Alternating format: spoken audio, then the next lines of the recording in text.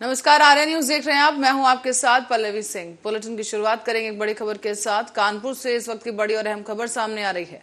आपको बता दें कि हाल ही में कानपुर में हुई हिंसा के मामले में एक अहम खुलासा हो गया है, जहां पर हयात जफर हाशमी की व्हाट्सएप चैट वायरल कर दी गई।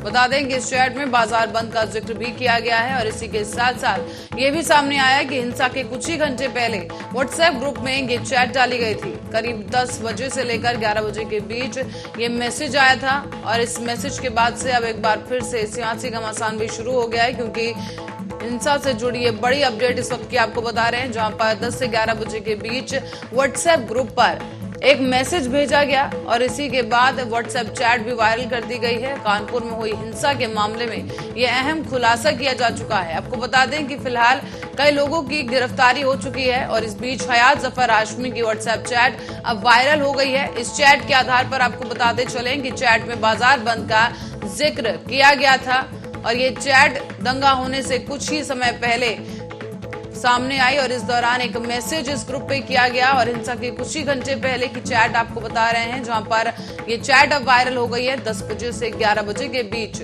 मैसेज भेजा गया और अब ये चैट वायरल हो चुकी है।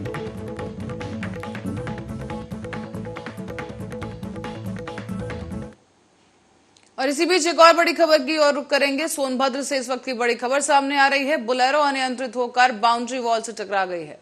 तस्वीरें भी आपको दिखा रहे हैं कि बाउंड्री वॉल से टकराकर ये गाड़ी क्षतिग्रस्त हो गई और बोलेरो में सवार कई लोग जख्मी बताए जा रहे हैं। फिलहाल ग्रामीणों ने घायलों को चिकित्सालय में भर्ती कराया।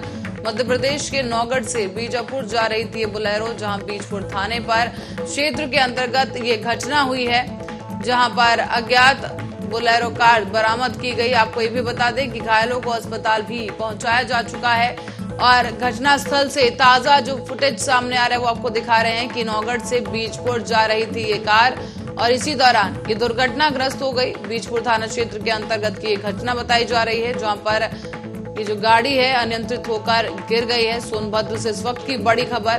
कार सवार सभी घायलों को अस्पताल पहुंचाया जा चुका है और अब इस पूरे प्रकरण को लेकर जांच की जा रही है। दरअसल ये बोलेरो कार अनियंत्रित होकर बाउंड्री वॉल से टकरा गई।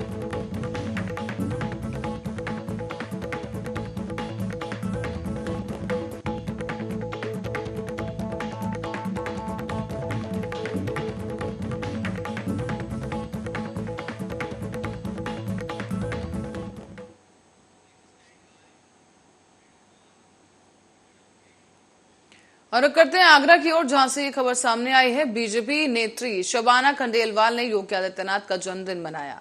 तो वहीं जन्मदिन के उपलक्ष्य में उन्होंने ज्ञानव्यापी पर भी बयान दिया और मुस्लिम समाज से की ज्ञानव्यापी मस्जिद को योगी आदित्यनाथ को गिफ्ट देने की अपील। आपको बता दें, हाल ही में सीएम योगी आदित्यनाथ का जन्मदिन मनाया गया है। अलग अलग कार्यक्रम इस दिन आयोजित किए गए और इसी बीच अब ये खबर सामने आ रही है, जहां पर ज्ञानव्यापी मस्जिद को लेकर एक बयान दिया गया है कि कहा गया कि सीएम योगी आदित्यनाथ के जन्मदिन के उपलक्ष्य में वो मस्जिद को भेंट कर देना चाहिए।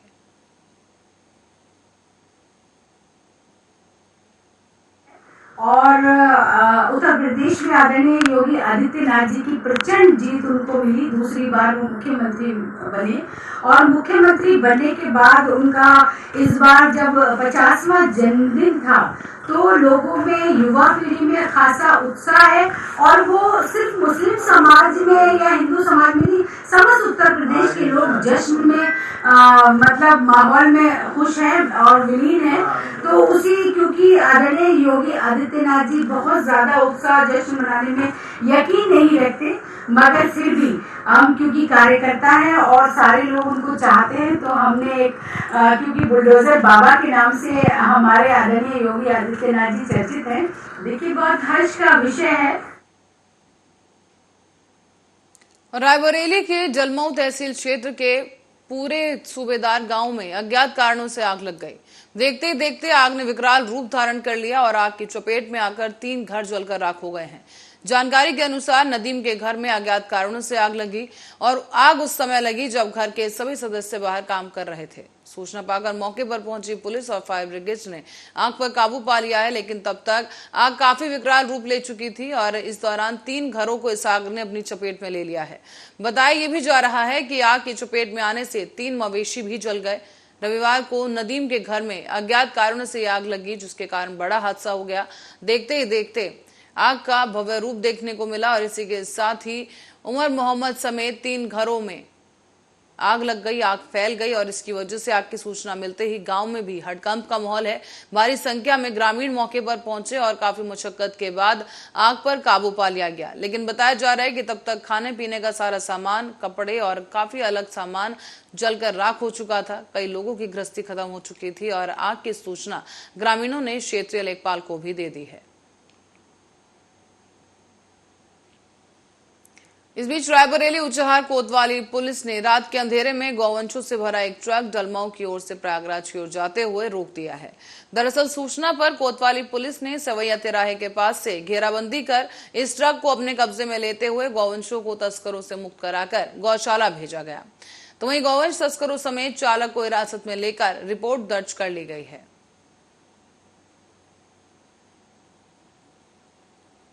इस बीच रुकेंगे एक बड़ी खबर के लिए। प्रतापगढ़ से इस वक्त की बड़ी और अहम खबर सामने आ रही है। आपको बता दें कि प्रतापगढ़ में एक बड़ी कार्रवाई प्रशासन की तरफ से सामने आई है, जहां प्रतापगढ़ में पूर्ति लिपिक यानी अधिष्ठान प्रभारी पर केस दर्ज कर लिया गया है। दरअसल जिला पूर्ति कार्यालय में तैनात हैं आशीष सिंह, जिन पर यह केस दर्ज किया गया। पेट्रोलियम अनुभाग की जिम्मेदारी उन्हें मिली थी और लाइसेंस और सैलरी के मामले में एक बड़ा घोटाला किया गया है। साथ ही आपको बता दें कि चुनाव में क्रेडिट मेमो में भी वित्तीय घोटाला सामने आया और इन तमाम तथ्यों के सामने आने के बाद ये बड़ी कार्रवाई प्रशासन की तरफ से की गई है। लाइसेंस और सैलरी मामले में बड़ा वित्तीय घोटाला देखने को मिला, जिसके बाद ये कार्रवाई की गई। और आपको बताते चलें कि चुनाव में भी क्रेडिट को लेकर वित्तीय घोटाले की खबर सामने आई है। प्रतापगढ़ से ये पूरा मामला सामने आ रहा है, जहां पर बड़ी कार्रवाई इस वक्त की देखने को मिल रही है। दरअसल पूर्ति लिपिक और अधिष्ठान प्रभारी पर यह केस दर्ज किया गया।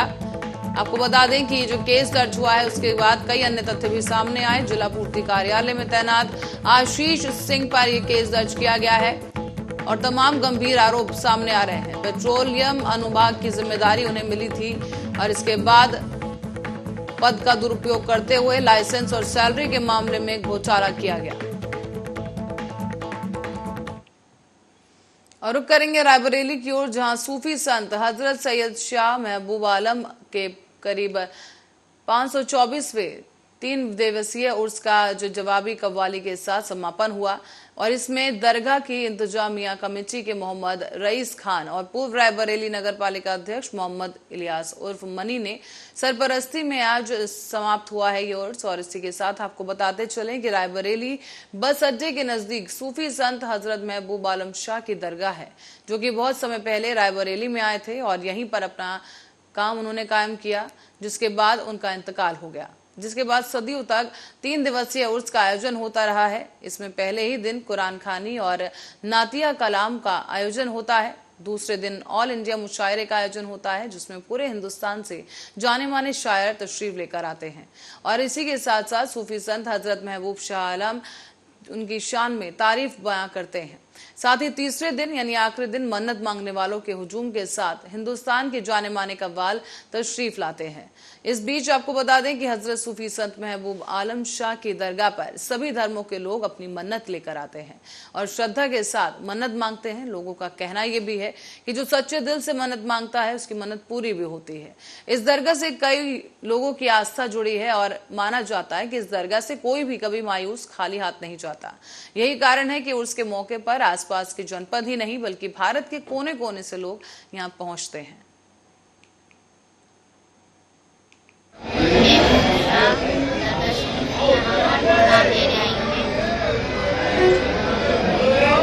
आपका प्रोग्राम कहाँ पर है, किस जगह का नाम आपको मालूम है?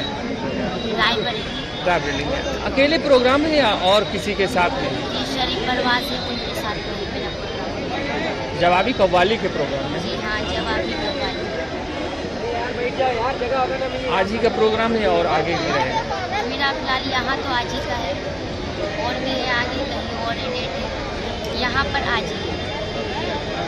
आपकी टीम में लगभग कितने लोग हैं?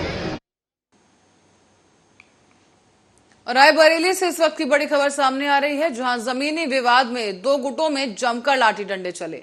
इस दौरान मारपीट भी हुई और कई लोग इस दौरान घायल बताए जा रहे हैं। रायबरेली से बड़ी खबर आपको सामने वीडियो भी दिखा दें, जहां पर रायबरेली में इस तरह की मारपीट का ये वीडियो वायरल हो रहा है। जमीनी विवाद के चलते दो गुटों में ये लाठी डंडे चले हैं। साथ ही आपको बता दें कि ये वीडियो अब सोशल मीडिया पर तेजी के साथ वायरल हो रहा है। इस मारपीट में कई लोग घायल भी हो गए और बता दें आपको कि गदागंज थाना क्षेत्र के लालगंज गांव का ये पूरा मामला बताया जा रहा है, जहां पर दो पक्षों के बीच किसी बात को लेकर विवाद हुआ। बताया जा रहा है कि जमीनी विवाद को लेकर ये हिंसा भड़की है और इसी बीच इन दोनों पक्षों के बीच जमकर मारपीट हुई, लाठी डंडे भी चले और कई लोग घायल हो गए हैं।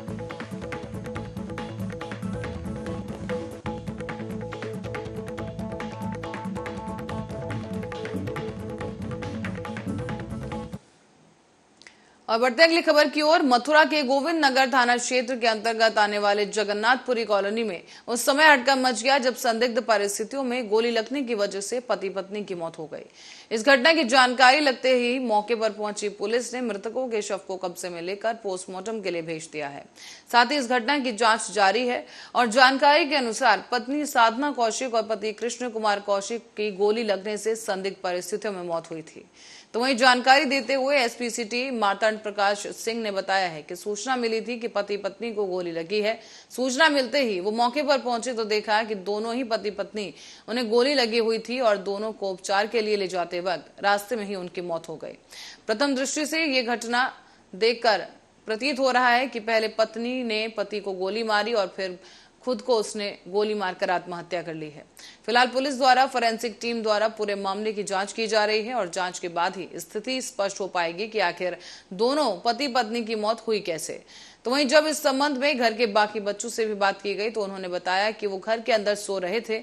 उन्होंने बाहर आकर देखा, तब तक दोनों पति पत्नी जमीन पर लहूलुहान हालत में पड़े थे। फिलहाल इस मामले की जांच जारी है। क्या है पूरा मामला, क्या निकल रहा है? ये पति पत्नी का संदिग्ध शव है जिनकी डेथ हो चुकी है।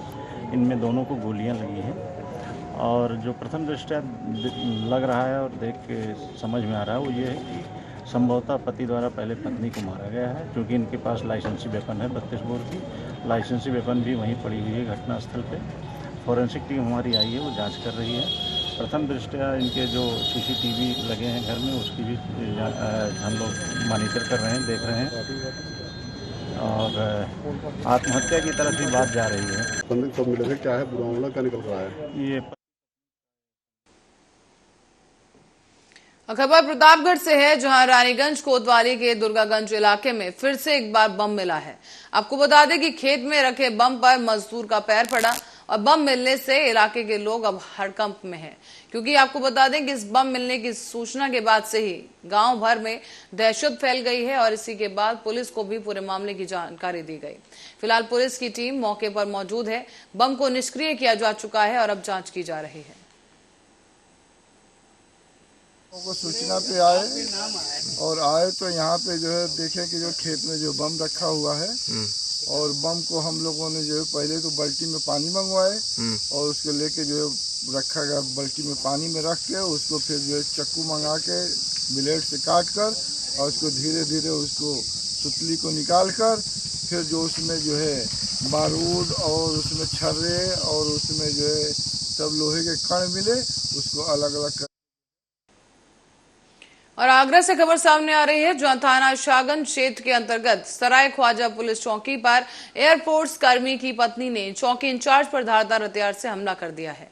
तो वहीं ट्रैफिक पुलिस नियमित रूप से चेकिंग कर रहे थे। इसी दौरान ट्रैफिक पुलिस एयरफोर्स पुलिसकर्मी की पत्नी का चालान काटने लगे। तो वहीं इस दौरान महिला ने अपना आपा खो दिया और चौकी इंचार्ज पर ही धारदार हथियार से हमला कर दिया है, जिसके बाद चौकी इंचार्ज घायल हो गया है। थाना शाहगंज के चौकी सराय ख्वाजा क्षेत्र में खेड़िया मोड़ पर ट्रैफिक पुलिस द्वारा जो है ट्रैकिंग की जा रही थी। इसी दौरान एक ऑटो का चालान किया जा रहा था। ऑटो में सवार एक महिला द्वारा ट्रैफिक पुलिस कर्मियों के साथ अभद्रता की जाने लगी। इसकी सूचना पे चौकी इंचार्ज मौके पे पहुंचे तो महिला द्वारा चौकी इंचार्ज के साथ भी अभद्रता की गई, उनके साथ धक्का मुक्की की गई, उनकी वर्दी फाड़ दी गई और चौकी इंचार्ज पर हमला कर दिया गया। चौकी में जो कागज रखे थे सरकारी उनको भी महिला द्वारा फाड़ दिया गया। चौकी पूरी अस्त व्यस्त कर दी गई। महिला की गतिविधियां असामान्य प्रतीत हो रही हैं। वैधानिक कार्रवाई कर मुकदमा पंजीकृत किया जा रहा है। महिला का मेडिकल वहीं अकबरपुर और कानपुर देहात की आसपास के क्षेत्र में इन दिनों आवारा मवेशियों का आतंक छाया हुआ है। बताया जा रहा है कि खेत में किसान काफी परेशान है, तो वहीं सड़कों से निकल रहे राहगीरों को भी काफी परेशानी हो रही है। आपको बता दें कि आम जनमानस के लिए अब आवारा मवेशी पूरी तरह से काल बनकर घूम रहे हैं। कभी किसानों को मार दिया जाता है और खेतों से बाहर निकाल दिया जाता है, तो वहीं सड़क से भी निकल रहे लोगों को अब इन आवारा पशुओं की वजह से काफी परेशानी झेलनी पड़ रही है। इसकी एक तस्वीर हम आपको भी दिखा दें कि आप सड़क पर देख सकते हैं किस तरह से यहाँ पर मवेशी घूम रहे हैं और इसी के साथ साथ सड़क पर निकलने वाले लोगों के लिए काफी समस्या हो जाती है। इस दौरान आवारा मवेशियों का एक झुंड सड़क पर मौजूद है और इस दौरान कहीं ना कहीं निकल रहे राहगीरों के लिए ये मवेशी खतरा बन चुके हैं।